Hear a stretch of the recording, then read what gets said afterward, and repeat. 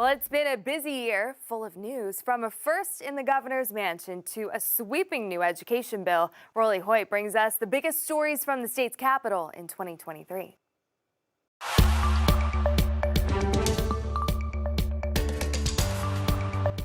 They say all politics is local, but the election of Sarah Huckabee Sanders as the state's first female governor and her inauguration on January 10th infused national politics into almost every story that emerged from the Capitol the rest of the year. Here in Arkansas, power belongs to no single individual.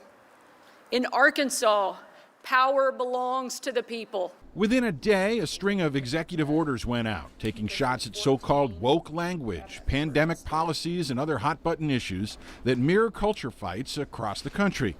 And then a couple of weeks later, a national stage all to herself. The dividing line in America is no longer between right or left.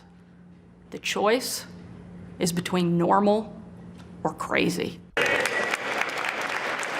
About midway through the 94th General Assembly, a whirlwind change to education in Arkansas arrived. The governor's signature legislative effort, the LEARNS Act, overwhelmingly passed. The law raises teachers' starting salaries to $50,000, but it also expands vouchers to pay for private schools.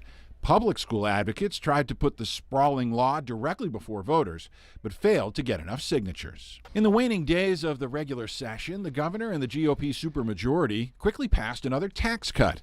It reduced personal rates and cut corporate taxes in the face of steady state revenues that have kept a budget surplus in place. After getting nearly everything she wanted from lawmakers in the first half of the year, the governor had a political hiccup come September.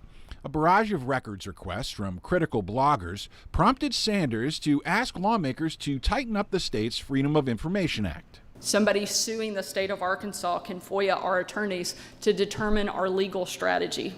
That's not just crazy. It's a waste of taxpayer resources. But even Republicans balked, and instead, a watered-down bill passed, and it overshadowed yet another tax cut that also passed.